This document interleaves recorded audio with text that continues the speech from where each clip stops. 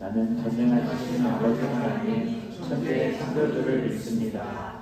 나는 그의 유일하신 아들 우리 주 예수 그리스도를 믿습니다.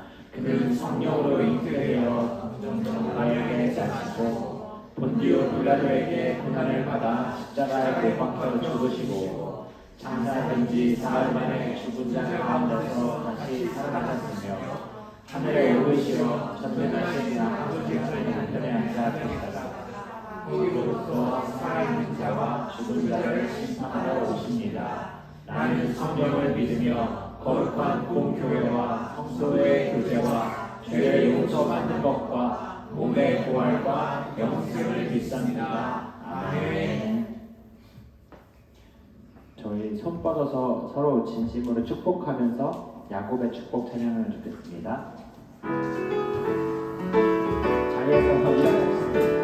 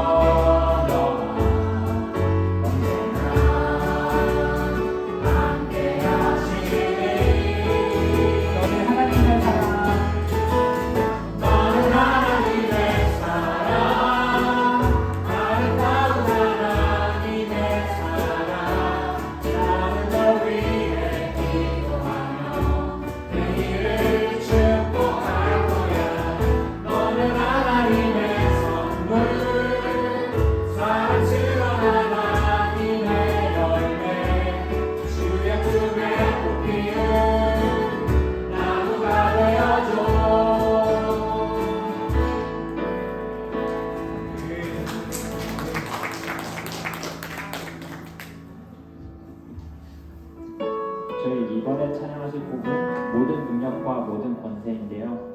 예수님께서 예수님께 고통드리고 외면한 저희를 위해 십자가에 못 박히신 주님의 마음을 생각하면서 찬양하면 좋겠습니다.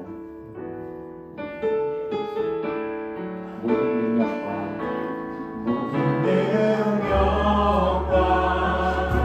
모든 권세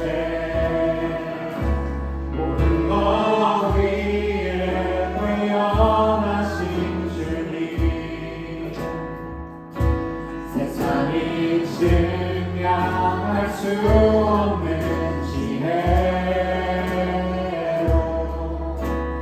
모든 만물 창조하셨네 모든 나라와 모든 보좌 이 세상 모든 경이로움보다 이 세상 모든 가진 보물보다 더욱 귀하신 나의 주님 십자가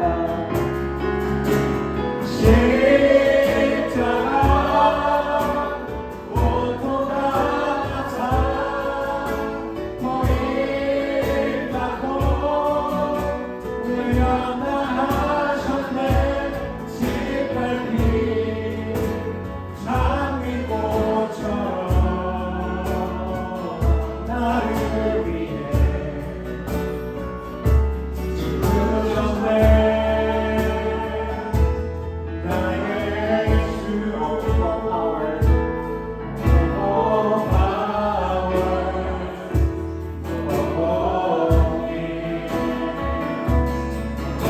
all nature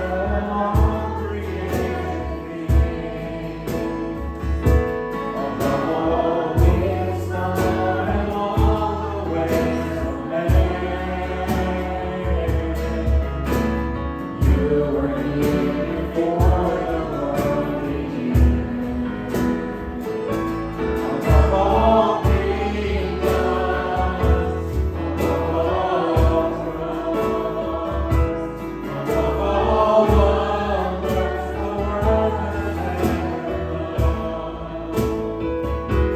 above all wealth and treasure of the earth. There's no way to measure all your worth.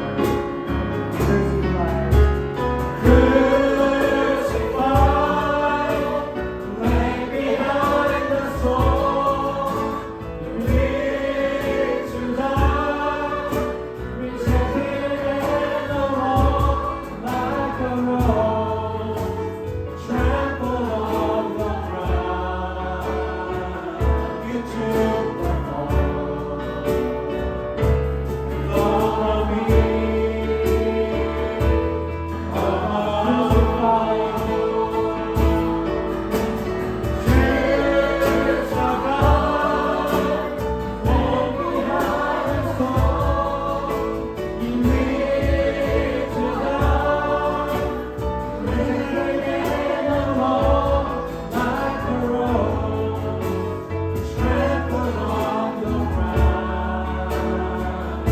took the fall.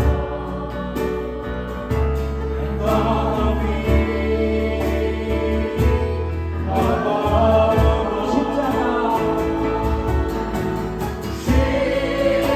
십자가 고통당한 삶 버림받고 외면당하셨네 짓밟힌 장미꽃처럼 나를 위해 죽으셨네 나의 주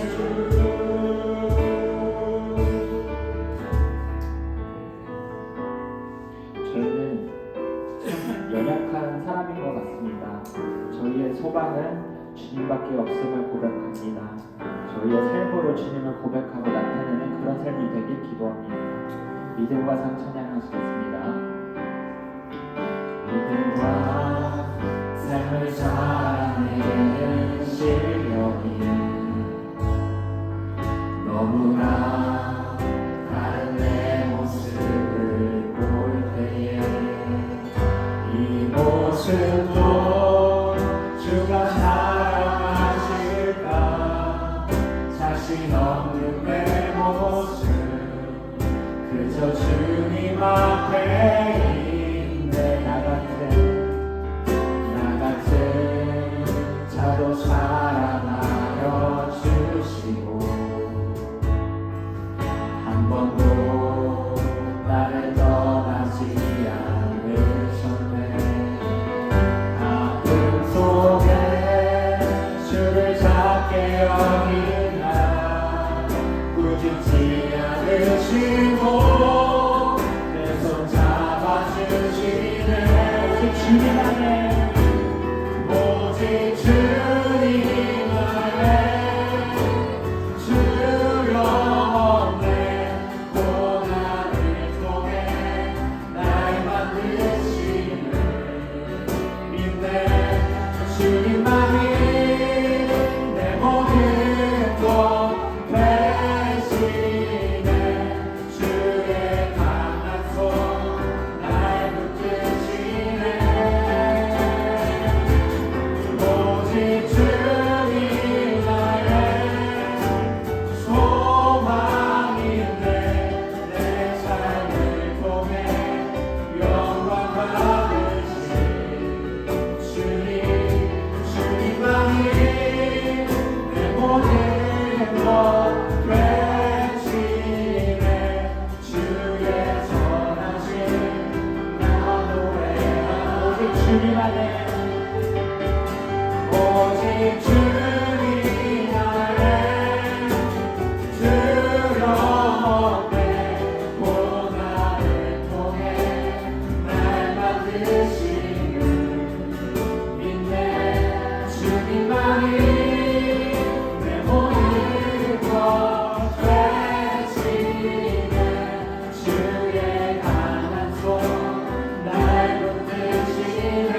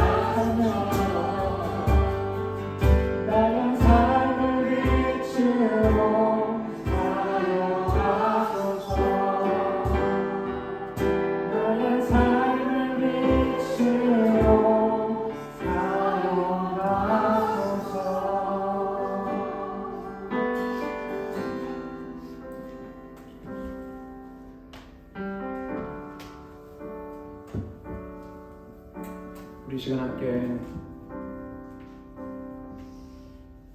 하나님 앞에 기도하는 시간 되기 원합니다. 주님, 주께서 흘리신 그 십자가 은혜, 그 은총 때문에 오늘도 주님의 보좌 앞에 나아갑니다. 거룩하신 하나님, 우리의 연약함, 부족함, 모든 것을 다 덮으시며 위로하시며 격려하시며 세임 주시며 우리에게 새 소망을 주시는 그리스도, 나의 연약한 가운데서도 일하시는 하나님, 오늘도 찬양합니다. 예배합니다. 오늘도 이 예배를 받아주시며 주님의 음성 듣는 시간 되게 하시고 주님을 깊이 만나는 복된 시간 되게 성령님이 역사하여 달라. 우리 시간 함께 기도하기 원합니다. 하나님 아버지, 이 시간 오늘도 주님 앞에 나아갑니다. 한없이 부족하며 늘 넘어지며 쓰러지며 하나님, 믿음과 삶의 실력이 없는 참 보잘것없는 모습 하나님 우리 가지고 있지만 주님께서 오늘 우리를 격려하시고 힘을 주십니다. 하나님께서 일어나라고 말씀하십니다. 주님, 오늘 다시 일어나 하나님 우리에게 주신 새 소망 그리스도 붙들고 오늘도 이 예배 자리 가운데 하나님 주님 찬양하기 원합니다. 하나님, 우리 왕이신 주님을 높이기 원합니다. 거룩하신 하나님, 하나님 이 시간 우리의 마음 가운데 주의 영을 충만하게 부어주시면서 하나님, 우리가 한 주간 살아가면서 하나님 우리 안에 지쳐있는 연약한 우리의 육신과 우리의 영 가운데 주의 성령을 충만하게 부어주셔서 오늘도 하나님 살아계신 하나님을 만나게 하시고 주의 음성 듣게 하시고 거룩하신 하나님의 임재 가운데 하나님 오늘도 들어가기 원합니다. 주님의 보좌 앞에 나가기 원합니다. 살아계신 하나님의 놀라운 은혜 가운데 하나님 오늘도 주님의 그 존전 앞에 주님 얼굴 뵙기 위하여 달려나갑니다. 우리의 심령을 다하여 우리의 모든 것을 다하여 우리의 모든 것 대신 하나님 앞에 이 시간 온전한 예배, 영과 진리로 하나님 앞에 예배하는 거룩한 이 시간 예배가 되도록 거룩하신 성령 하나님 이 시간 역사하여 주시고 우리 가운데 함께하여 주셔서 주님 온전하고 아름다운 거룩한 예배가 되어지게 하여 주시옵소서.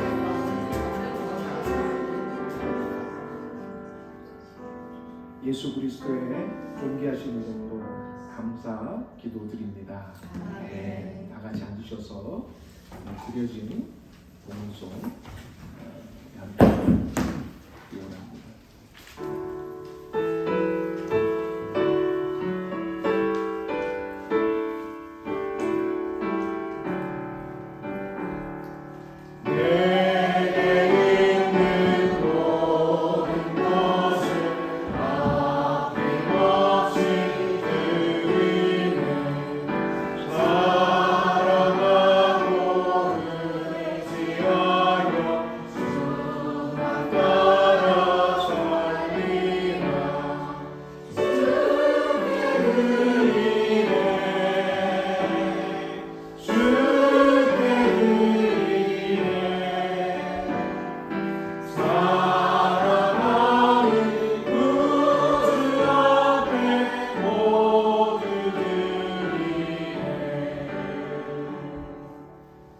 기도하겠습니다. 하나님 주님께 오늘도 빈손으로 나오지 않고 주님 앞에 예물 드립니다. 하나님, 이 예물에 단순히 예물 드리는 것 아니라 우리의 삶 전부를 드립니다. 주님, 우리를 위해서 예수값으로 사신 우리 하나님 아버지를 오늘도 찬양하며 감사합니다. 하나님, 우리의 삶을 지켜주시고 늘 인도하시는 선하신 하나님 고백합니다. 우리 모든 믿음의 지체들의 삶과 가정과 일터를 지켜주시고 늘 주님 주관하여 주시옵소서. 감사드리며 예수님 이름으로 기도드립니다. 아멘. 할렐루야. 오늘은 아주 뜻깊은 주일입니다. 우리 어머니 주일인데 어머니 주일을 위해서 이렇게 특별히 많은 분들이 수고해 주셔서 참 감사하고요.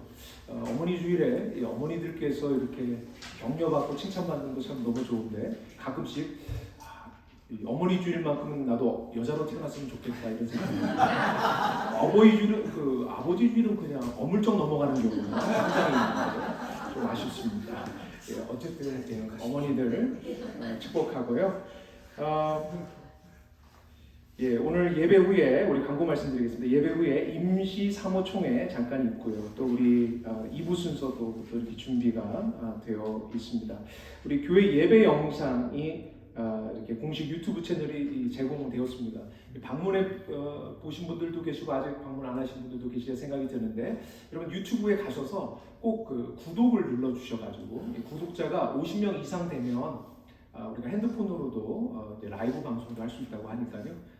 많은 분들 이렇게 여러분들 먼저 구독해 주시고 주위 분들에게 소개해 주셔서 함께 많은 분들이 구독하셔서 편안하게 우리가 우리 교회를 또 알리는 그런 시간이 되었으면 좋겠습니다. 광고 말씀 이렇게 드리고요. 우리 설교 전에 오늘 또 어머니 주일 맞이해서 특별히 우리 또 장현선 집사님 또 특송 준비해 주셨는데요. 우리 특송 듣고 또 말씀 듣는 시간 갖기 원합니다. 네, 우리 집사님 나오셔서 특송해 주시겠습니다.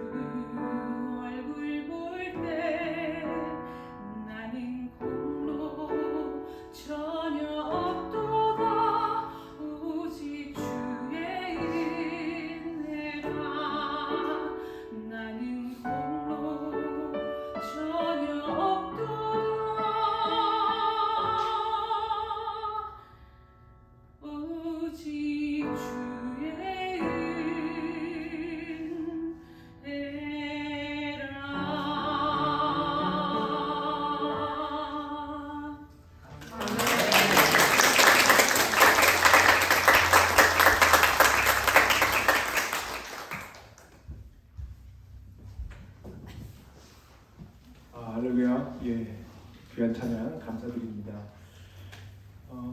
제가 마이크 안 써도 다 들리시죠? 네, 마이크 안 쓰고 하겠습니다. 네, 마이크 안 쓰고 하겠습니다.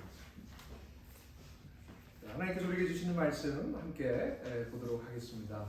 오늘 하나님께 주시는 말씀은 사무엘 하 21장 말씀이 되겠습니다. 사무엘 하 21장 10절에서 24절까지의 말씀이 되겠습니다. 사무엘 하 21장 10절에서 14절까지의 말씀이 되겠습니다. 우리 함께 교독하도록 하겠습니다. 제가 먼저 읽겠습니다. 아야의 딸 리스바가 굵은 배를 가져다가 자기를 위하여 바위 위에 펴고 곡식되기 시작할 때부터 하늘에서 비가 시체에 쏟아지기까지 그 시체에 낮에는 공중의 새가 앉지 못하게 하고 밤에는 들짐승이 범하지 못하게 한지라.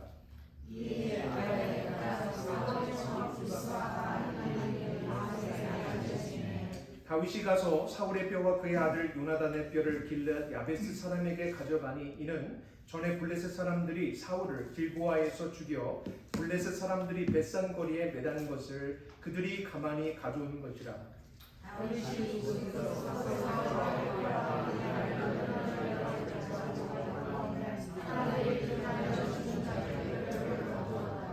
사울과 같이 읽겠습니다. 사울과 그의 아들 요나단의 뼈와 함께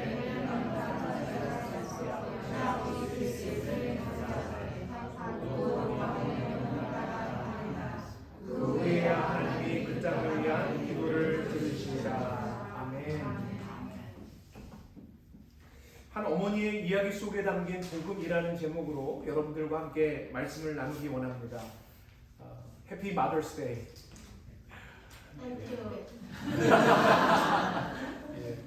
이 땅의 어머니라 엄마라 불리는 우리 모든 분들께 하나님의 은혜가 함께하기를 간절히 원하고요.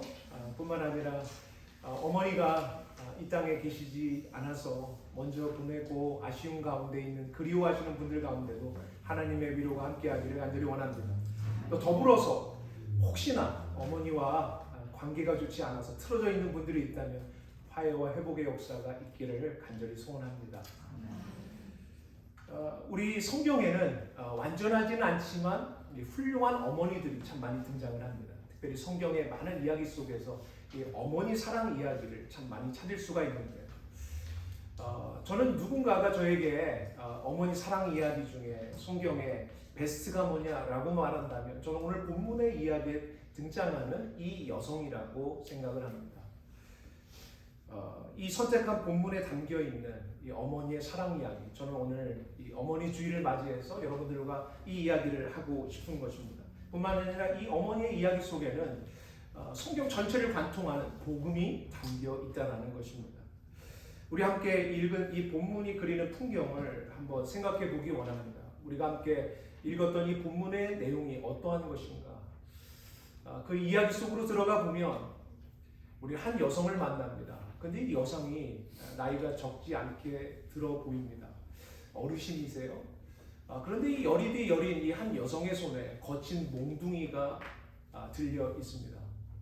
그리고 이 여성 곁에 여러 망대들이, 장대들이 세워져 있는 것을 보게 됩니다. 그리고 이 장대 주위를 이 여성이 마치 지키는 것처럼 서 있습니다. 낮이고 밤이고 이곳을 떠나지 못하는 이 여성. 도대체 이 장대 위에 무슨 보물이라도 걸려 있는 것일까? 한번 우리가 우리의 시선을 옮겨서 그 장대를 바라보려 하니 참혹해서 바라보기가 참 어렵습니다. 그 장대 위에 시신이 매달려 있는 것입니다. 여러분, 우리가 잘 알다시피 이 시신이 장대에 매달려 있으면 우리가 사람이 죽으면 진액이 빠집니다. 그리고 무엇이 끓죠? 구더기가 끓고 파리가 그 시체를 덮습니다. 누군가 그 근처에 길을 지나간다고 한다면 부정하고 더럽고 냄새나고 비위상하고 참혹스럽기 때문에 아마 다른 길로 피해서 갈 것입니다. 여러분, 꿈에서라도 이러한 장대에 매달린 어떤 주검을 본다라는 것은 등골이 오싹한 일이 아닐 수가 없는 것이죠. 그런데 이 여성은요, 그곳을 지키고 있습니다. 그 장대에 새가 날아들면 그 새를 쫓습니다. 밤에는요, 들짐승이 모여듭니다. 그 들짐승도 쫓고 있습니다. 이 여인은 도대체 누구일까요?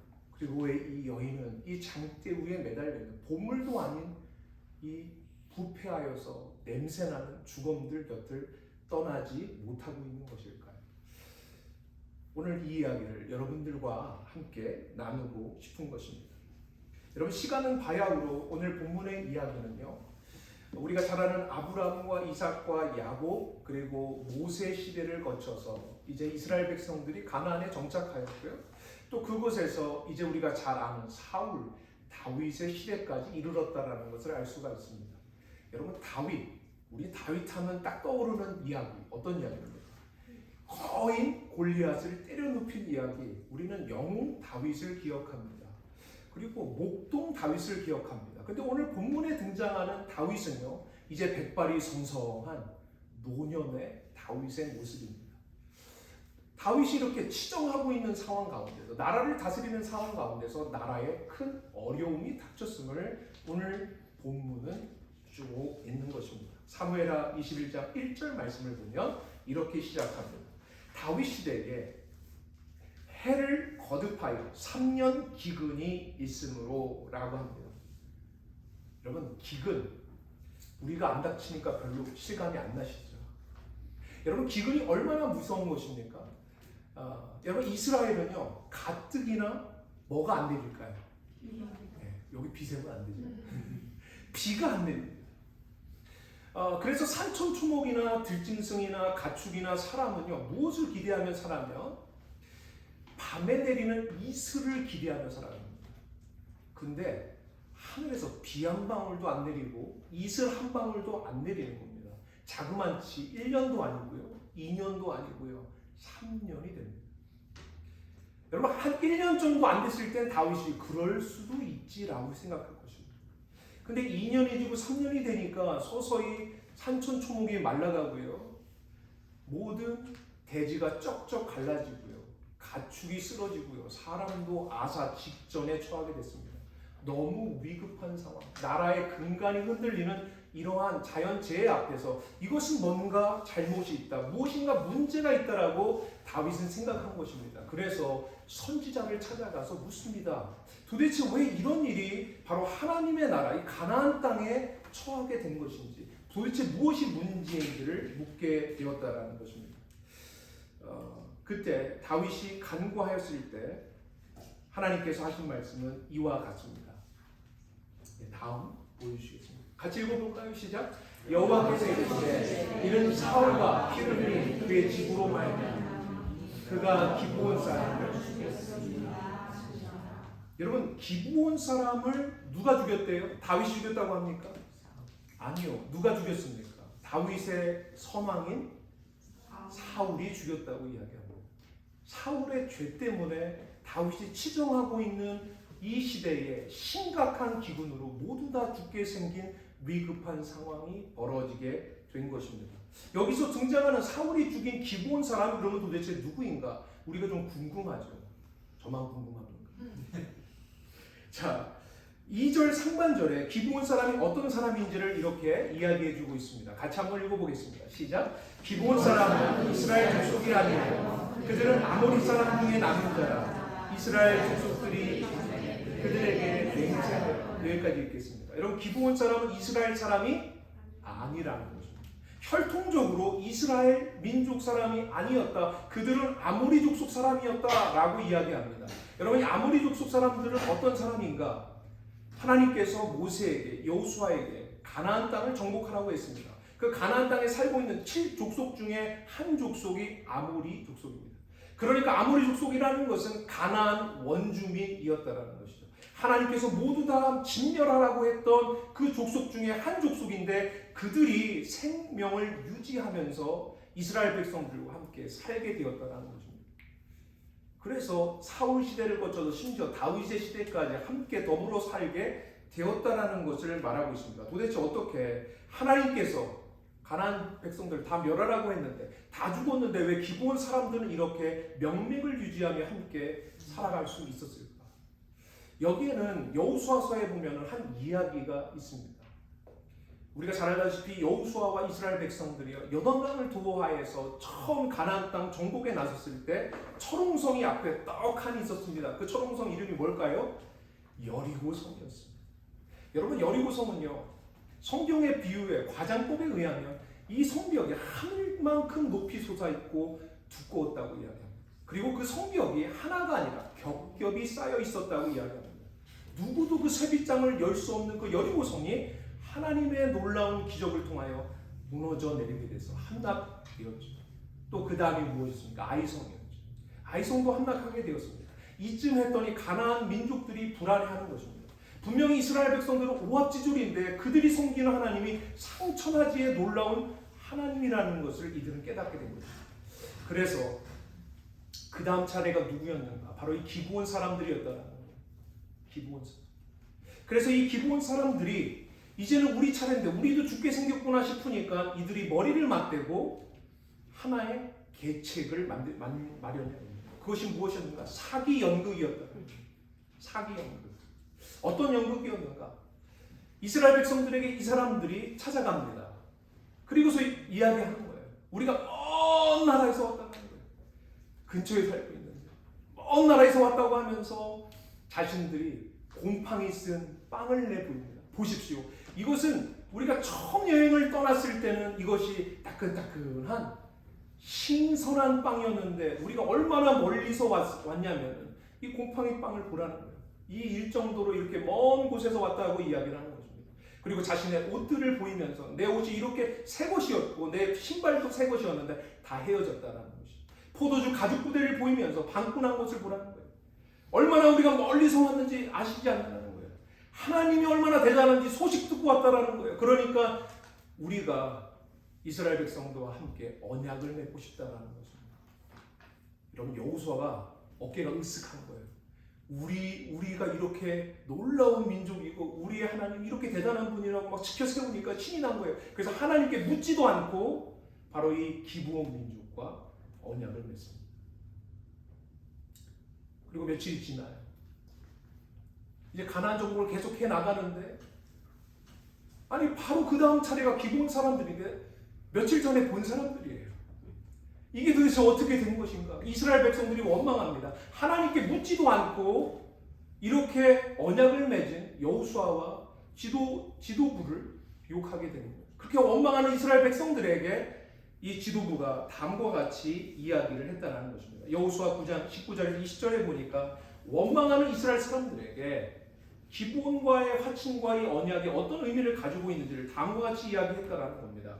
제가 읽어보겠습니다. 모든 족장이 온 회중에게 이르되 우리가 이스라엘 하나님 여호와로 그들에게 맹세하였습니다. 언약 맺은 거죠. 이제 그들을 건드리지 어떻게 해요? 못하리라. 우리가 그들에게 맹세한 맹약으로 말미암아 무엇이요? 진노가 우리에게 임할까 하노니 이렇게 행하여 그들을 살리라 하고. 여러분, 무엇입니까? 저들이 사기 친 겁니다. 저들이 거짓말로 멀리서 온 것도 아니고 가까이 사는데 멀리서 온 것처럼 거짓말해서 이렇게 언약을 맺었습니다. 그런데 이것을 깰 수 없다는 거. 왜 그렇습니까? 누구 앞에서 맺은 언약입니까? 하나님 앞에서 맺은 언약이기 때문에 마음대로 꿀 수 없다. 이것을 마음대로 깨게 되면 하나님의 진노가 임할 것임을 이 원망하는 이스라엘 백성들에게 여호수아와 지도부가 이야기를 했다는 것입니다. 여러분, 고대의 언약은 참으로 신중하고 심각한 의미를 가지고 있습니다. 여러분, 우리는 친구끼리 서로 약속했다고 그냥 없었던 일로 하자라고 하면 그냥 없어질 수 있어요. 현대인의 약속은 그럴 것 같습니다. 그렇지만 고대인들의 약속은 그와 같지 않았다는 거예요. 고대인들의 약속의 예식을 생각해보면 알 수 있습니다.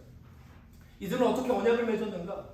서로 언약을 맺으며 이 언약의 당사자가 어떤 예식을 치릅니다. 그 예식이 무엇이냐면 짐승들을 반토막을 내요. 여러분, 반토막을 내면 그 사이로 무엇이 흘러나오겠습니까? 피가 흘러나오죠. 피가 철철철 흘러나오는 강줄기를 만든 그 사이를 서로 언약을 맺은 이 두 사람이 손을 붙잡고 걸어갑니다. 이것은 무슨 의미를 가지고 있는가? 우리가 서로 맺는 이 약속은 생명을 담보한 약속입니다.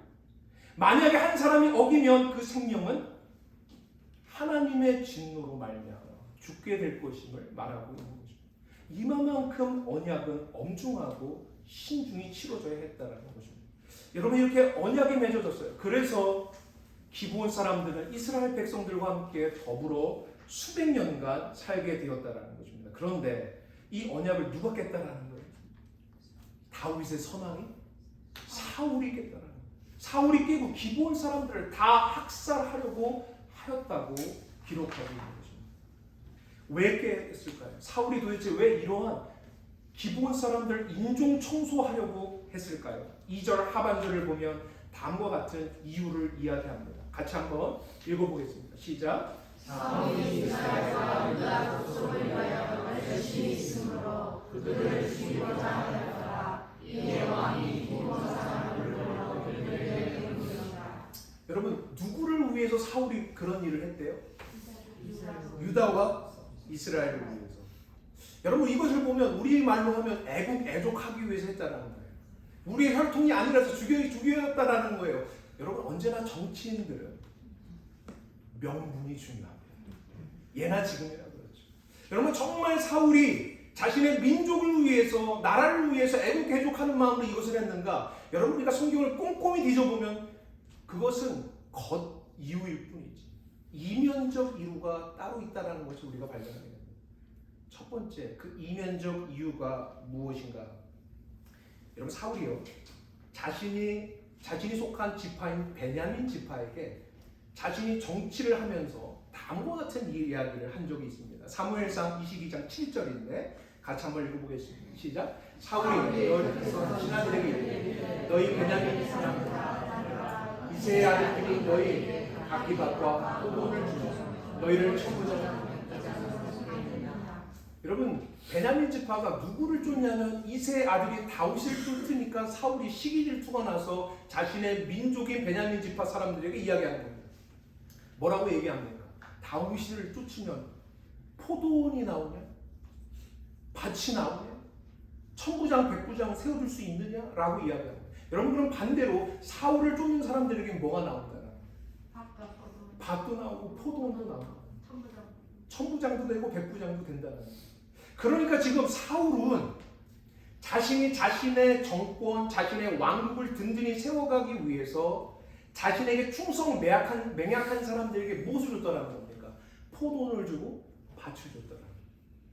여러분 그런데 우리가 함께 뒤져보진 않겠습니다만 성경에 보면 이 기브온 사람들이 어디에 주로 살았냐면 베냐민 지파 그 땅에 살았다는 거예요.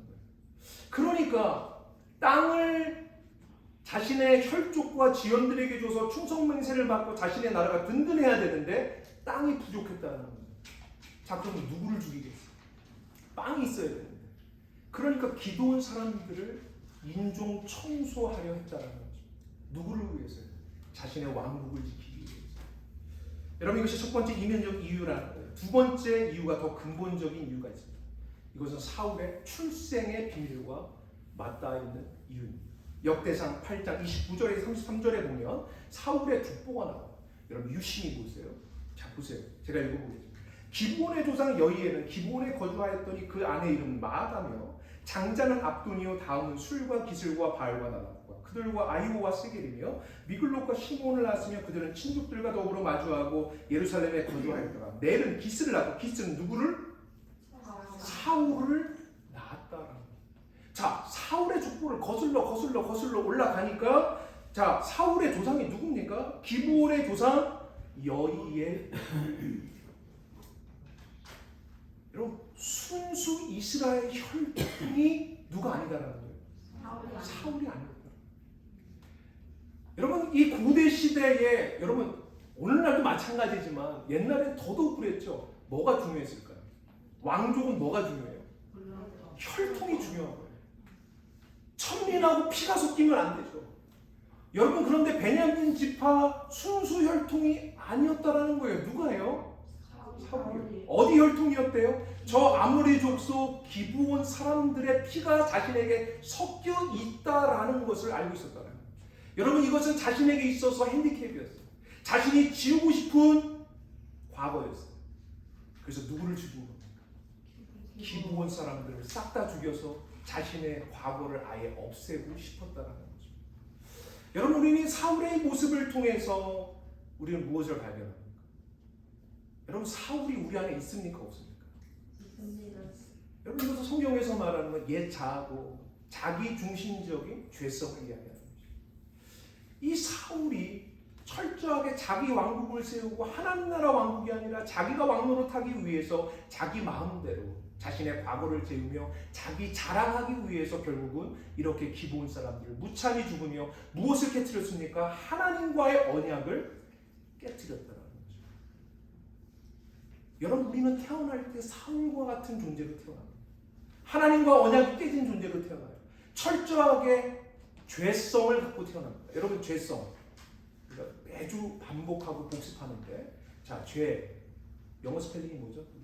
네, 그렇죠. 이제 기쁨 자매가 이제 더 얘기하고 싶지 않아요. 지난주도 얘기했는데 SIN이죠. 중간에 뭡니까? I.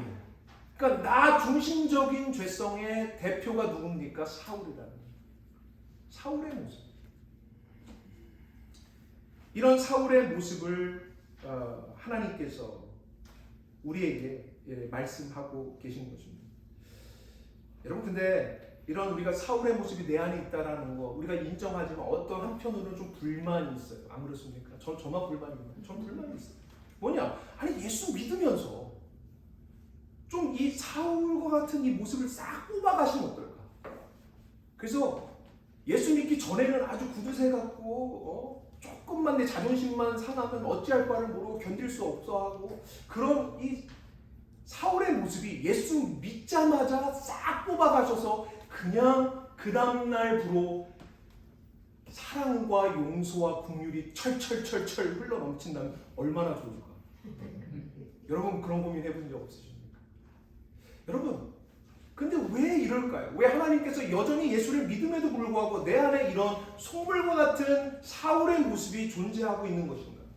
왜 이것 때문에 때로는 넘어지고 이것 때문에 우리는 고민하며 살아가게끔 하는 것인가? 왜 이것 때문에 우리는 괴로워하며 살아가게 하시는 것인가? 그럼 왜 그러실까요? 하나님은 우리를 무엇으로 만들지 않았을까요? 로봇으로 만들지 않았을까요? 꼭두각시로 만들지 않았어요. 하나님은 하나님의 복음을 우리에게 강요하지 않습니다. 하나님은요, 예수 안에, 하나님 안에 지배받는 백성과 죄 안에 지배받는 백성의 삶이 얼마만큼 다른지를 우리에게 비교하게끔 하십니다. 우리가 죄된 모습으로 사과 같은 모습으로 살아봤더니 어떻습니까? 얼마나 괴로운지, 얼마나 관계가 깨어지는지, 얼마나 우리가 불행한 인생을 살게 되는지를 하나님께서 우리에게 우리의 사울 같은 모습을 때로는 드러나게 하셔서 우리에게 직면하게 하십니다. 그러면서 우리에게 깨닫게 하시는 거죠. 예수 안에 살아가는 사람, 하나님 안에 살아가는 사람, 하나님 안에서 누리는 이 복된 삶이 얼마나 좋고 얼마나 풍요로운지를 우리에게 비교하며 우리에게 설득하시는 거죠. 무엇이 옳으냐, 너의 인생에 무엇이 유익하냐, 무엇이 가치 있느냐, 무엇이 목적이 되느냐라고 우리에게 선택하라고 말씀하시는 거죠. 사랑하는 성도 여러분, 내가 성질이 나서 밥상을 엎으면 누가 치워야 됩니까? 누가 치워야 됩니까? 엄마가 치워줄 수 없습니다. 아내가 안 치워줘. 열받는다고 엎는다고. 누가 치워야죠? 내가 치워야죠. 내가 치워야죠. 여러분, 내가 치우면서 뭘 깨닫죠? 이렇게 살면 안 되겠구나. 사울과 같이 살면 안 되겠구나. 이런 배우게 되는 것 아닙니까? 하나님께서 이 땅에서 우리가 살아가면서 우리 안에 있는 이 죄된 모습들을 끊임없이 발견하면서 예수 안에 살아가는 삶이 얼마나 복된 것인지 우리에게 선택하고 그 삶으로 나아가기를 주님은 우리에게 원하고 계십니다. 저는 우리 모든 믿음의 지체들이 사울같이 살지 않고 예수 안에서 더욱더 훈훈하고 넉넉하고 우리 교회의 이름값처럼 풍요로운 삶을 살게 되게 하기를 축원합니다. 아멘. 여러분, 이렇게 해서 다윗이요, 지금 사울이 언약을 깨트렸잖아요. 그래서 이것을 회복하기 원합니다. 그래서 피해자, 몇몇 남지 않은 희생자된 기브온 사람들에게 다음과 같이 묻는 것입니다. 사무엘하 21장 3절 말씀을 보면 이것도 막 뽑히네요.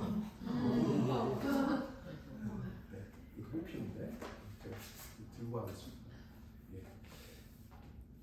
자, 우리 21장 3절 말씀을 같이 한번 읽어보겠습니다. 시작. 다윗이 그들에게 이르되 내가 너희를 위하여 어떻게 하리라? 내가 어떻게 속죄하리라?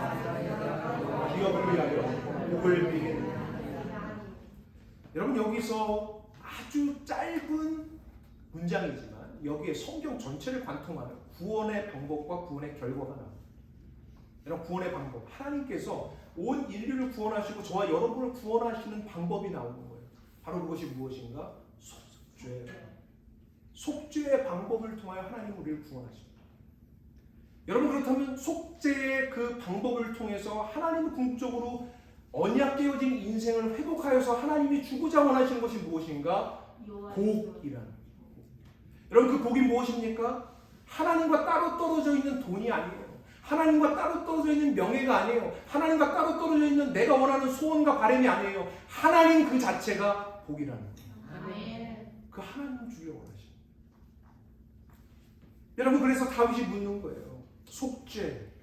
어떻게 해야 속죄할 수 있느냐? 여러분, 이 속죄라는 것이 무엇입니까?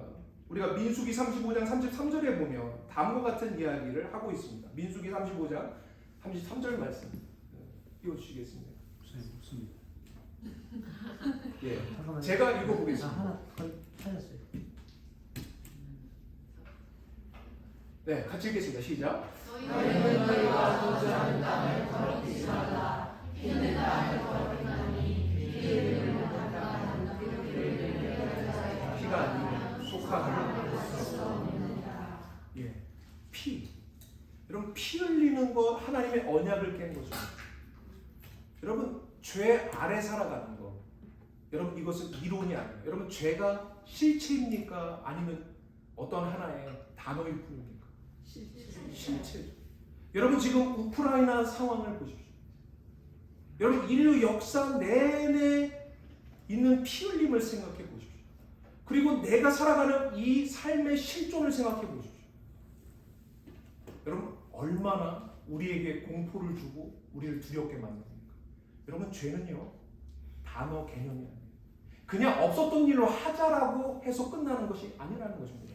죄가 그렇게 그만큼 깊고 심오하고 혼돈스럽게 우리에게 다가온다면 이 죄를 해결하는 방법 또한 더욱더 그 죄보다 깊고 넓고 충만해야 된다는 거예요. 여러분, 그래서 피 흘리면 피 흘림이 따라와야 한다는 거죠. 여러분, 그래서 5절, 6절 오늘 본문 말씀을 보면 이 희생자된 이 기브온 사람들이 다윗에게 다음과 같은 것을 요구하고 있습니다. 제가 읽어보겠습니다. 그들이 왕께 아뢰되 우리를 학살하였고 또 우리를 멸하여 이스라엘 영토 내에 머물지 못하게 하려고 모해한 사람의 7사람을 우리에게 내주소서. 여호와께서 택하신 사울의 고을 기브아에서 우리가 그들을 여호와 앞에서 목매다가 갈겠나이다 하니 왕이 이르되 내가 내 주리라 하니라 라고. 여러분, 어떻게 생각하세요? 지금 이렇게 7명의 사울의 가문에 아들들, 손주들이 끌려나갑니다. 7명이래요. 기브온 사람들이 7명을 요구했어요. 여러분, 이 요구가 적절합니까? 아니면 너무 지나치다고 생각하십니까? 적절하죠. 누구 편에 생각하면 적절해요? 기브온 사람. 여러분, 기브온 사람들은 사울 때에 자신의 부모를 잃었습니다. 자신의 친척들을 잃었습니다. 자신 눈앞에서 수백 명, 수천 명이 죽었어요. 그런데 지금 이 문제를 해결하기 위해서 기브온 사람은 몇 명을 요구하고 있습니다. 사울 사람 7명을 요구해요. 여러분, 적절합니까? 지나칩니까? 적절하죠. 기브온 편에서는 적절해요. 그런데 우리가 한편으로 생각해 보잖아요. 여러분, 사울 왕조님이 몰락했고 다윗 왕조가 세워진 상황입니다. 쥐 죽은 듯이 이 사울의 몰락한 가문들은 조용히 살고 있어요. 근데 느닷없이 군인들이 쳐들어와서 자신의 생떼 같은 아들들을 끌고 갑니다. 자신의 손주들을 끌고 갑니다. 그리고 사람들이 다 보는 앞에서 참소하고 망대에, 장대에 매달아서 영원한 진노 아래 거하는 것처럼 그렇게 장례도 치러지지 않고 그렇게 내버려 둡니다. 여러분, 어떻게 생각하십니까? 기브온 사람들 입장에서는 적절하지만 이렇게 7명의 차출된 사람들의 부모와 그 자신의 입장에서는 어떨까요? 여러분이 그분들이 아니다 보니까 표정이 남의 이야기니까 여러분 어떻게 생각하세요? 너무 기가 막히죠. 억울하죠. 아니 우리 아버지가 잘못하고 우리 할아버지 내가 얼굴도 보지 못했는데 그 양반이 잘못한 것을 가지고 왜 내가 끌려가서 죽어야 하는가라는 억울함이 들지 않습니까? 말도 안 돼 있을 수 있어? 라고 말할 수 있을 것입니다. 여러분 근데 성경에 기록되어 일어난 일이라. 여러분 이것을 어떻게 풀 수 있을까? 이 억울함, 우리는 이것을 가지고 좀 씨름할 필요가 있다는 것입니다. 여러분 성경에서 이런 억울함을 가지고 그냥 어물쩍 넘어가면 하나님께서 우리에게 주시는 메시지를 들을 수가 없는 것입니다. 왜 이런 일이 벌어졌을까? 너무 억울하지 않는가? 이 사람들이 죄를 진 것이 아니라 사울이 잘못한 것 아닌가? 라고 우리는 질문해야 합니다. 여러분 이 질문을 따라가다 보면 우리는 정말 억울한 사람을 보게 됩니다.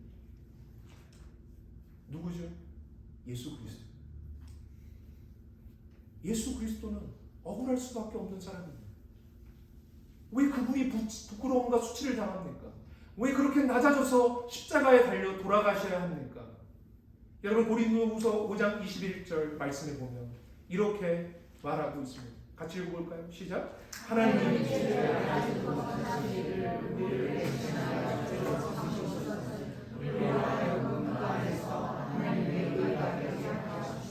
여러분 뭐라고 얘기해요? 예수 그리스도를 뭐라고 표현합니까? 하나님이 어떤 분은요? 죄를 알지도 못하시는 죄가 뭔지도 알지도 못하시는 분을 어떻게 했다고 합니까? 우리를 대신하여 죄로 삼으셔서 그로 말미암아 하나님의 의를 삼으셨다고 얘기해요. 여러분 히브리서 4장 15절 말씀을 보면 이것도 같이 읽어볼까요? 시작. 우리에게 있는 대제사장 우리의 연약함을 동정하시는 사실 그가 모든 일에 우리와 똑같이 시험을 받으시는데 죄가 여러분 우리와 똑같은 인간이 되셔서 시험을 받았습니다. 희노애락 이 고통스럽고 위협적인 죄로 물든 세상 가운데 오셔서 그 삶을 그 시간을 걸어가셨다고 이야기합니다. 여러분 그런데 이분은 무엇이 없다고 얘기합니까? 죄가 없으십니다. 여러분 이것만큼 억울한 인생이 있을까? 여러분 죄가 없는데 왜 이 세상에서 가장 극한 사형 형틀에서 매달려 모든 사람들이 다 보는 앞에서 발가벗겨져서 부끄러움과 수치를 당해야만 하는 것입니다. 여러분 예수 그리스도의 여러분 이 고통과 희생과 그의 피는 무엇을 덮고도 남는 것입니까? 바로 모든 인류가 망쳐놓은 하나님의 언약을 깨트리고 하나님의 지배를 벗어나서 죄의 지배 아래 살아가는 인생들의 그 모든 깨어지고 부서뜨려 놓고 망가뜨려 놓은 모든 현실을 다 덮고도 남는 놀라운 은혜를 바로 하나님께서 하나님의 아들을 통해서 이루셨다는 것입니다. 여러분 그래서 그 예수의 보배로운 피가 뿌려진 우리 속죄된 우리는요 어디로 나아가야 될까요? 히브리서 9장 13절 14절은 이렇게 우리에게 선포하고 있는 거예요. 제가 읽어보겠습니다. 염소와 황소의 피와 암송아지의 죄를 부정한 자에게 뿌려 그 육체를 정결하게 하여 거룩하게 하거든. 여러분 하물며부터 같이 읽을게요. 시작. 영원하신 성령으로 말미암아 흠없는 자기를 하나님께 드린 그리스도의 피가 어찌 너희 양심을 죽은 행실에서 깨끗하게 하고 살아계신 하나님을 예수 그리스도의 그 보배로운 피가 여러분 우리가 망가뜨려놓은 이 죄의 현실을 다 덮고 싸매고 치유하고 우리의 죽은 양심까지 살려서 더 이상 우상 숭배 가운데 거해있는 인생이 아니라 누구를 섬기게끔 해요? 하나님을 섬기게끔 하는 놀라운 출애굽을 이루셨다는 거죠. 여러분 그 놀라운 속죄의 방법을 통하여 우리는요 이제는 하나님의 복 안에 있는 자들. 여러분 옆에 분에게 축복합니다. 당신은 복덩이에요.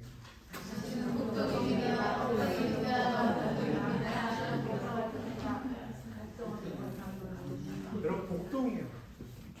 우리는 복을 막 흘려보내는 거예요. 여러분 이 본문으로 돌아와서 이 여인이 왜 여기 있는지를 이제 좀 생각해 볼 필요가 있는 거죠. 왜 이 한 여리디 여린 이 노모가 손에 몽둥이를 들고 이 죽음이 걸려있는 이 비참하고 참혹한 이 주위를 떠나지 못하고 있는 것입니까? 여러분, 성경은 바로 이 여인을 사울의 첩인 리스바라고 이야기하고, 이 참수당한 사울의 가문의 자손과 아들들 중에 둘이 바로 이 리스바라는 여인의 자식들이었다고 이야기합니다. 여러분, 여기서 우리는 어머니의 모성애적 놀라운 사랑을 발견하게 됩니다. 그런데 그보다 더 놀라운 증언을 하고 있습니다. 여러분, 세상의 어머니들은 다 위대하지만 리스바는 참으로 더 위대한 신앙의 어머니라는 것을 발견하게 됩니다. 여러분, 우리가 예수를 믿는다라는 건 무엇일까요? 여러분, 리스바의 입장에서 생각해 보십시오. 갑자기 생떼같은 자기 자식이 끌려갔어요. 그래서 공개 처형당해서 나무에 매달려 있어요. 여러분, 그러면 가슴을 치면서 보통 어떻게 이야기합니까? 아이고, 아이고, 우리 한국 분들 잘 아는 거 뭐죠? 내 팔자야. 박복한 내 팔자야 라고 이야기해요. 주저앉아서 끝나는 거예요. 울고, 그리고서 사람들, 이웃들한테 돌아다니면서 내가 얼마나 이렇게 힘들고 어려운 줄 아냐고 위로받고자 하며 자기 연민에 빠져서 어찌면 끝나버릴 수 있었어요. 여러분들, 리스바는 어떻게 했는가? 이런 참혹하고 힘든 현실 가운데서 분연히 일어나서 자신이 할 수 있는 일을 하겠다고 결단했다는 거예요. 무엇을 했습니까? 자신들의 아들들, 그 아들들이 저렇게 매달려서 영원한 저주 가운데 끝나게 하지 않겠다고 결단한 거죠. 여러분, 우리 한국도 마찬가지지만 여러분, 오래전 우리 고대인들에게 있어서 가장 참혹한 형벌은 무엇이었는가? 자신의 시체가, 아니면 자신의 조상의 시체가 사라져버려서 어딘가에 안치시켜서 무덤을 만들 수 없는 그러한 상황에 처하게 되면 이것은 영원한 형벌이라고 생각했습니다.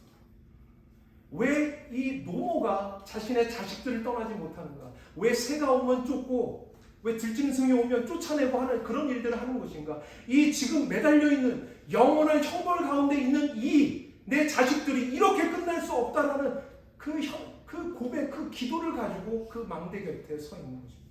그 장대 곁에 서 있는 것입니다. 기도했을 거예요. 하나님, 이렇게 끝날 수 없습니다. 이렇게 내버려 두시면 안 됩니다. 하면서 그 장대 곁에 그 자녀들, 죽은 자녀들을 지켰다라는 것입니다.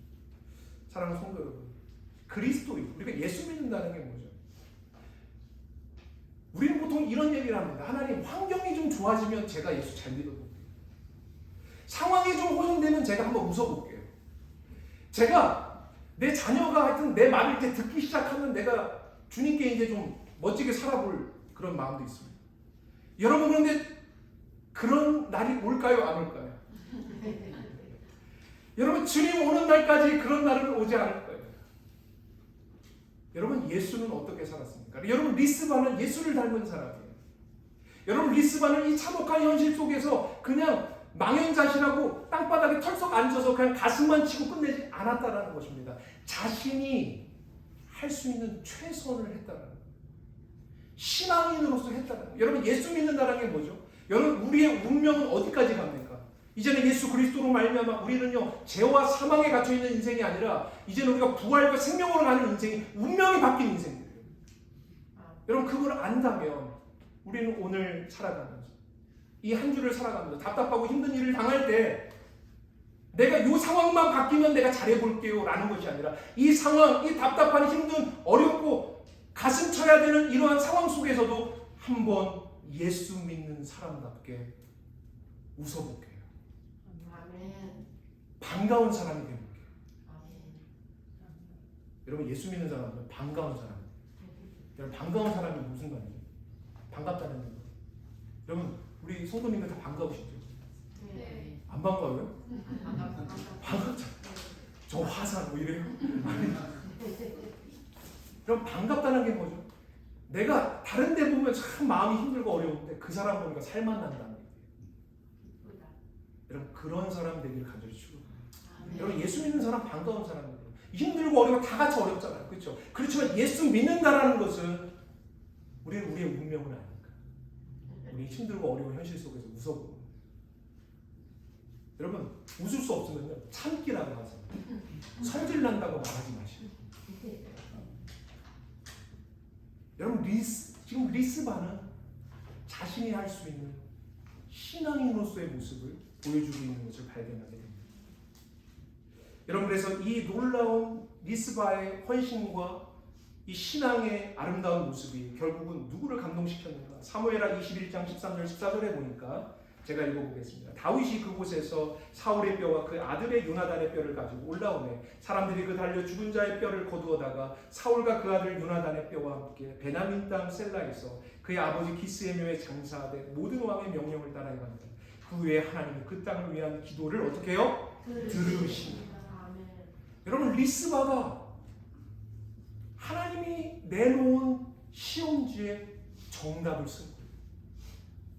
힘드니까 가슴치고 끝나지 않았습니다. 이 한많은 이 세월 탓하고 끝나지 않았다는 거예요. 하나님을 믿는 신앙인의 모습으로 일어나서 자신이 할 수 있는 일을 했어요. 그랬더니 어떤 일이 일어납니까? 불명예 가운데 영원한 저주 가운데 있는 그 자식이 어떻게 됩니까? 바로 조상의 묘에 안치가 되는 거예요. 이것은 무엇을 이야기하죠? 불명예 가운데 처했던 인생들이 명예를 회복했다는 거예요. 저주 가운데 있었던 인생들이 복의 상태로 돌아오게 됐다는 거예요. 여러분 이 일을 누가 하셨습니까? 예수께서 하셨어요. 여러분 예수님께서 인간의 몸을 입고 이 땅 가운데 오셔서 억울하고 수치스럽고 부끄러운 그 인생의 길을 걸으셨어요. 왜 내가 걸어야 됩니까? 라고 말씀하지 않으셨어요. 우리를 위해서 기쁨으로 그 길을 걸으셨어요. 그 일로 인하여서 여러분 죽음으로 끝나는 것이 아니라 죽음에 무슨 문이 달렸어요? 부활의 문이 달린 거예요. 영광의 문이 달린 거예요. 생명의 문이 달린 거예요. 그래서 우리는 그 길로 가게 되는 것입니다. 여러분 이것을 로마서 8장 34절에서 이렇게 이야기하고 있습니다.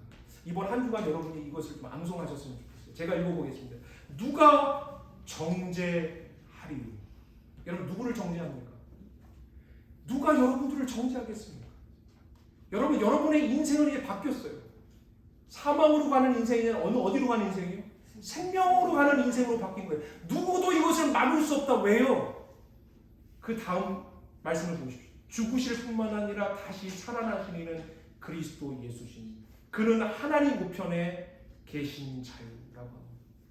예수께서요 여러분을 업고서 이 인생의 길을 걸으셔서 죽으심으로 끝나는 것이 아니라 부활하셔서 어디까지 가셨습니까? 승천하셔서 하나님의 우편에 앉으셔서 하나님과 함께 통치하는 왕의 자리에 오르셨다는 거예요. 여러분 저것이 바로 저와 여러분의 운명이라는 거예요.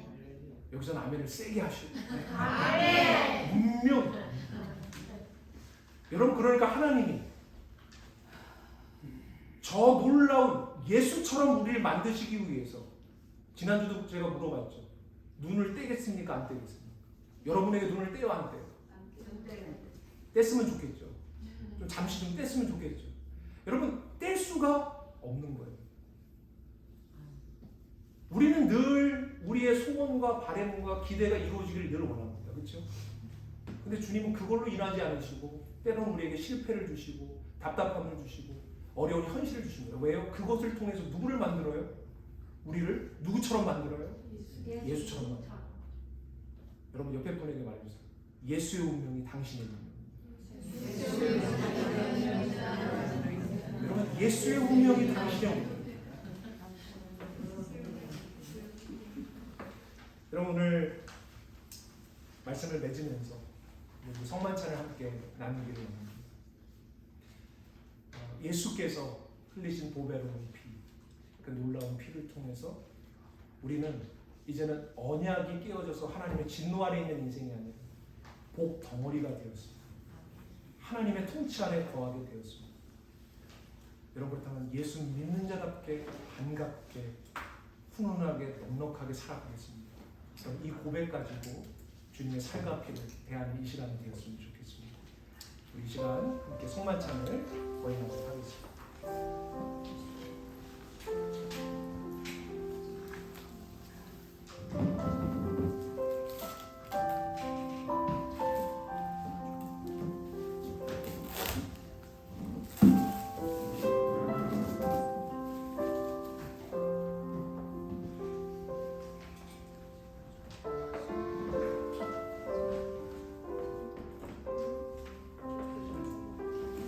이 시간 함께 우리 주님의 살과 피를 대하면서 우리 찬양은 어머니의 기도라는 그러한 가사가 있는 찬양을 함께 나누기 원하는데요. 내가 리스바 같은 그런 삶을 살아보겠습니다. 힘들고 어려운 상황 가운데 신앙인답게 멋지게 한번 살아보겠습니다. 그런 고백 가지고 이 성만찬 함께 대하기를 원합니다. 이 뒤에서부터 나와주시고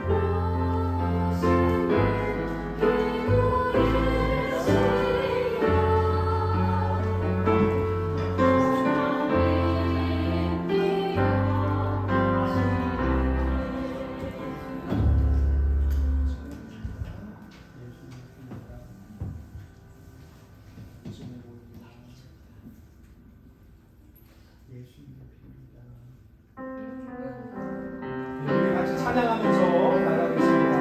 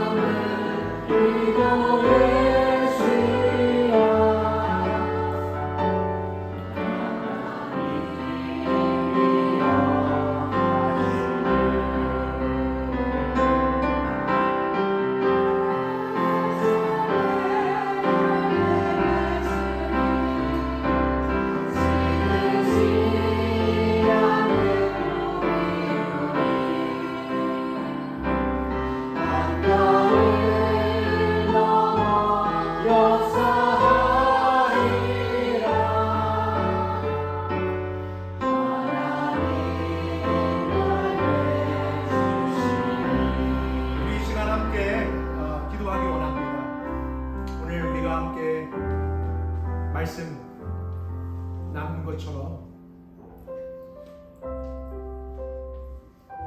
하나님, 우리의 현실이 만만치 않고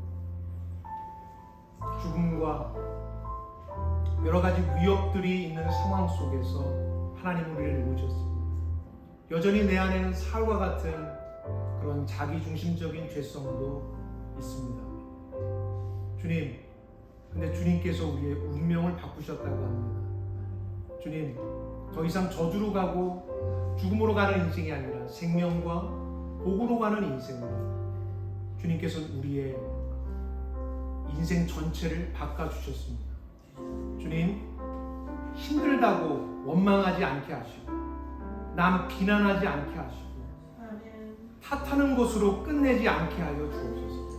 우리의 인생이 그러한 사울과 같은 인생 되지 않게 하시고 주님이 바꿔놓으신 이 놀라운 기회, 이 삶의 기회를 주님, 힘들고 어렵지만 살아보겠습니다. 반가운 사람이 되보겠습니다. 웃는 사람이 되보겠습니다. 친절한 사람이 되보겠습니다. 섬기는 사람이 되보겠습니다. 이런 고백 가지고 주님, 신앙생활 하겠다고 우리 같이 한번 주여 부르짖고 기도하겠습니다. 주여, 하나님 아버지, 우리가 주님 살아보겠습니다. 하나님께서 이루셨는데, 예수께서 그 길을 걸으셨는데 주님만큼 억울하신 분이 없는데 주님이 이 땅 가운데 오셔서 죄가 없으신 분이 죄 덩어리가 되시고 주님 우리를 위해서 물밖에를 다 흘려주신 그 하나님의 놀라운 사랑. 우리는 없는 자와 같은 존재인데 하나님 우리 가운데 하나님의 축복을 쏟아부어 주셔서 하나님 우리를 통하여 하나님 영광 받기를 원하시는, 영광의 찬송이 되기를 원하시는 하나님의 신이 않는 한량 없는 사랑, 하나님의 신이 없는 하나님의 열심, 하나님 그것이 바로 우리입니다. 하나님 우리가 신앙생활할 수 있도록 인도하여 주옵소서. 탓하고 비난하고 우리 일상의 자리에서 그냥 망한 자시라 해서 하나님 털썩 주저앉아서 세상에 무릎 꿇고 끝내는 인생으로 아버지 하나님의 인생이 끝나지 않도록 주여 하나님 우리에게 주신 하루하루의 삶이 정말 하나님 앞에 거룩하고 아름다운 삶으로 예수 믿는 자로서, 예수가 내 안에 있는 사람으로서, 우리가 예수 안에 있는 사람으로서 살아낼 수 있도록 주여 역사하여 주시옵소서. 하나님 쓰러지지 않습니다. 무너지지 않습니다. 하나님 아버지 우리의 기도가, 하나님 아버지 우리의 부르짖음이 하나님 열매를 날이 올 것입니다. 하나님 잘했다 충성된 종아, 하나님께서 말씀하실 그날이 올 것입니다. 하나님 넘어지지 않게 하시고 하나님 이것으로 인하여 마음이 야력해지지 않게 하시고 하나님이 주신 그 하나님 신비한 하나님의 사랑 앞에서 다시 일어나서 하나님의 영광, 하나님의 뜻을 받드는 거룩한 하나님의 종들로 나아갈 수 있도록 주여 역사하여 주시고 인도하여 주시옵소서. 우리 이 시간 한 번 더 하나님 앞에 기도할 때 여러분 이 어머니 주일 맞이하면서 여러분 어머니로서 살아가는 삶 결코 헛된 삶이 아닙니다. 우리 어머니들은 하나님 보시기에 작은 영웅들입니다. 정말로 때로는 힘들어서 다 내려놓고 싶고 떠나고 싶고 도망가고 싶고 심지어 각 죽어버리고 싶은 그런 마음들이 들 때가 어머니들이 있으셨을 것입니다. 그런데 잘 견디고 여기까지 오신 우리 어머니, 우리가 격려했으면 좋겠습니다. 우리가 축복했으면 좋겠습니다. 그 수고가 결코 헛되지 않다라는 주님의 그 음성이 우리 어머니들께 들려졌으면 좋겠습니다. 하나님, 우리 어머니들을 축복합니다. 우리 어머니들 끝까지 주님께서 이 맡겨주신 어머니로서, 아내로서, 여성으로서의 삶을 넉넉히 승리할 수 있도록 주여 인도하여 주시옵소서. 주님, 주께서 이 시간 함께 하셔서 주의 복으로 충만하게 채워주시옵소서. 하나님의 위로로 충만하게 채워주옵소서. 하나님의 사랑으로 충만하게 역사하여 주시옵소서. 우리 어머니들을 향해서, 우리 옆에 어머니들 계시는 손을 붙잡고 우리 같이 한번 축복하면서 우리 기도했으면 좋겠습니다. 축복하며 기도합니다. 어머니들을 위해서 하나님 아버지, 우리 어머니들을 축복합니다. 하나님 이 땅에 살아가면서 하나님 어머니로서 짐지고 살아가는 삶, 희생하며 살아가는 삶, 하나님 때로는 내려놓고 싶고 때로는 포기하고 싶고 때로는 떠나고 싶고 답답한 아버지 그런 모든 상황들 다 겪어오며 견뎌오며 참아오며 여기까지 오신 우리 어머니들 하나님 위로하여 주시고 하나님 그렇게 걸어온 어머니로서 아내로서 하나님이 정말로 힘들고 어려운 세상 속에서 여성으로서의 삶이 결코 헛되지 않으며 결코 즐거워없는 삶이 아니라 하나님 보시기에 하나님의 자녀로서 하나님께서 하나님의 영광을 담으실 만한 멋지고 아름다운 그릇이라는 것을 하나님 어머니의 기도가 결코 헛되지 않다라는 것을 하나님 깨닫고 하나님이 지난 주에 성령께서 역사하셔서 충만하게 은혜를 부어주소서. 하나님께서 충만하게 격려해 주소서. 주님 충만하게 위로하여 주소서. 주님 주님께서 성령으로 이 시간 역사하여 주셔서 어머니로서의 삶 가운데 하나님 보람과 하나님의 주신 하나님 놀라운 은혜로 충만한 우리 어머니들 예수 주여 역사하여 주시고 주님 인도하여 주시옵소서.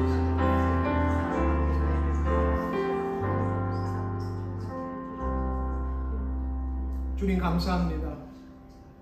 이 어머니 주일을 맞이하여 하나님의 복음을 우리에게 다시 한번 들려주시고 이 땅에서 하나님 예수 그리스도를 가장 많이 닮은 어머니 그 귀한 어머니를 오늘 다시 한번 생각해 봅니다. 주님 이곳에 있는 우리 어머니들을 격려하여 주시고 주님께서 은혜 부어 주시고 기도하고 있지만 아직 해결되지 않는 가정의 문제, 여러 자녀의 문제, 배우자의 문제, 그 어머니의 기도, 아내의 기도는 땅에 결코 떨어지지 않고 반드시 열매 맺을 줄 믿습니다. 주님 그 약속 붙들고 승리하는 귀한 어머니들 되게 인도하여 주시옵소서.